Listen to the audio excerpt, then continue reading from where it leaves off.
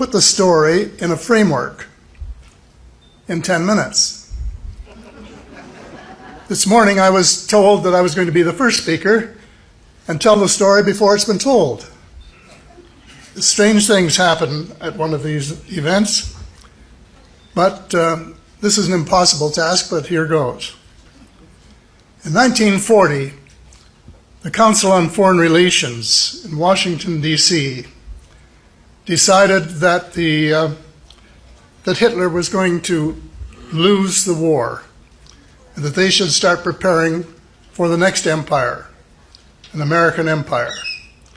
And it was to comprise all of the area that Hitler had coveted, including the United Kingdom, all of North America, New Zealand, Australia, and much of the Southeast Pacific Rim. And they've been working at it ever since. They have linked forces with other organizations since, including the Bilderbergers, a post-war organization in Europe, which is the most secretive and one of the most powerful, if not the most powerful organization in the world today. And then the third, the Trilateral Commission, which was formed after Japan began its ascendancy. And these three have been working together, and I call them in my books the Three Sisters. They are the sort of the root of what I now call cabal, and other people call it the cabal as well. The cabal comprises the banking cartel, the oil cartel, the big transnational corporations, the intelligence agencies, many of them, but including the CIA, the FBI, the NSA, and a couple of foreign ones, the MI6 from the UK and the Mossad from Israel, and a huge slice of the American military.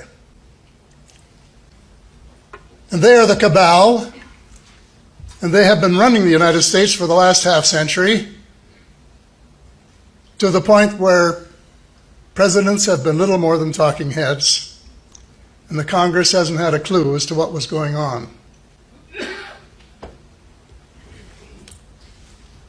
After World War II, there was an operation called Operation Paperclip, which was approved by President Truman to bring Nazi scientists to the United States to help, presumably in the Cold War that would ensue. President Truman agreed on the condition that none of the scientists were to have been active members of the Nazi Party.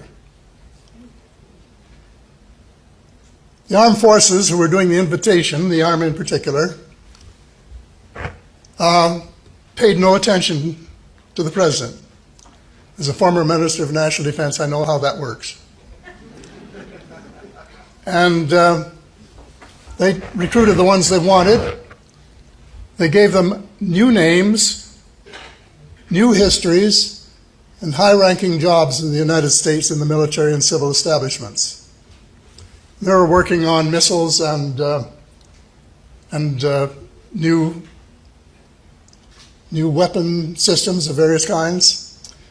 Well, then after the two crashes at Roswell, two UFO crashes at Roswell on July the 4th, 1947, one of the machines was sufficiently intact to be recovered, and they began back engineering that. Before long, they moved the operation to Nevada. And the president then was Eisenhower, and he wanted to know what they were doing out there, and they wouldn't tell him. So he threatened to send in the First Army from Colorado. They capitulated and allowed him to send 4 trusted members of the CIA to visit Colorado and see what was going on. Well, what was going on was exactly what they really expected, and that is the back engineering of one of the vehicles from the Roswell area. I don't think there's been a president since, well, actually Truman, who has really been in the loop totally.